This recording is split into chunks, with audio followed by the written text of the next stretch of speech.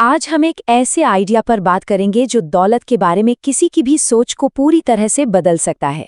हम बात कर रहे हैं एंटरप्रेन्योर और फिलोसोफर नवल रविकांत की किताब द एल्मेनैक ऑफ नवल रविकांत की, और इससे दौलत बनाने के सीक्रेट्स को समझने की कोशिश करेंगे। तो चलिए इसी पावरफुल आइडिया के साथ शुरू करते हैं। ये मानना कि अमीर बनना कोई किस्मत का खेल नहीं है, बल्कि एक ऐसा हुनर है जिसे कोई भी सीख सकता है और डेवलप कर सकता है।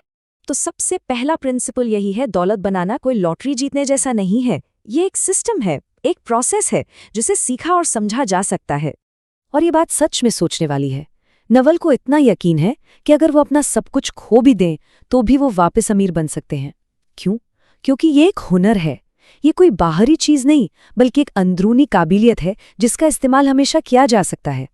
ओके, तो अगले प्रिंसिपल की तरफ बढ़ते हैं। अपना लक्ष्य सही चुनना बहुत ज़रूरी है, और इसके लिए हमें दौलत, पैसा और स्टेटस, इन तीनों के बीच का फ़र्क समझना होगा। एक बहुत ही सीधा सा सवाल है ना? लेकिन इसका जवाब आपकी सोच बदल सकता है। दौलत का असली मतलब क्या है? ये है नवल की दौलत की एकदम क्लियर और पावरफुल डेफिनेशन। मतलब सिर्फ बैंक में बहुत सारा पैसा होना दौलत नहीं है।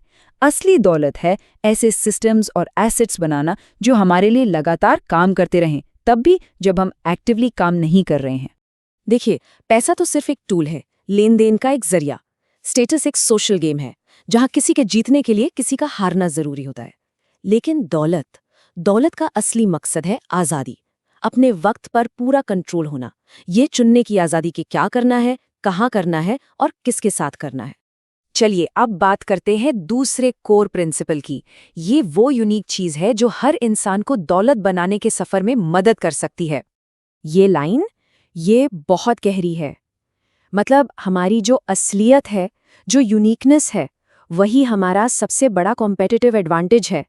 उसे अपनाने की जरूरत है, छिपाने की नहीं। तो ये विशेष ज्ञान या स्पेसिफिक नॉलेज आखिर है क्या? ये वो चीज़ नहीं है जो क्लासरूम में सिखाई जाती है। ये तो हमारी अपनी दिलचस्पी, हमारे जुनून और हमारे अनुभवों से पैदा होती है। ये वो काम है जो हमें काम जैसा महसूस ही नहीं होता, बल्कि खेल जैसा लगता है। यहाँ कुछ उदाहरण दिए गए हैं। हो सकता है कोई नेचुरली लोगों को अपनी बात आसानी से समझा लेता हो, या कोई किसी टॉपिक में इतना खो जाता है कि वो उसका एक्सपर्ट बन जाता है।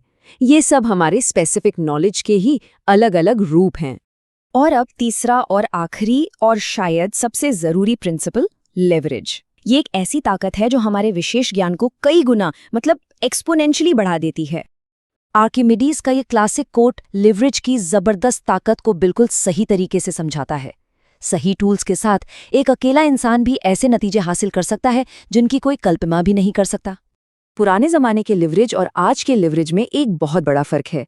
पहले अमीर बनने के लिए आपको पैसा चाहिए था, या फिर बहुत सारे लोग, और इन दोनों के लिए किसी की इजाजत की जरूरत पड़ती थी। लेकिन आज कोड और मीडिया के रूप में ऐसा लिवरेज मौजूद है जिसे कोई भी कहीं से भी बिना किसी की परमिशन के इस्तेमाल कर सकता है। और आज के इस मॉडर्न लिवरेज के बारे में नवल का कहना है कि रोबोट्स की एक पूरी सेना हमारे लिए फ्री में अवेलेबल है। एक ऐसी वर्कफोर्स जो 24/7 काम कर सकती है।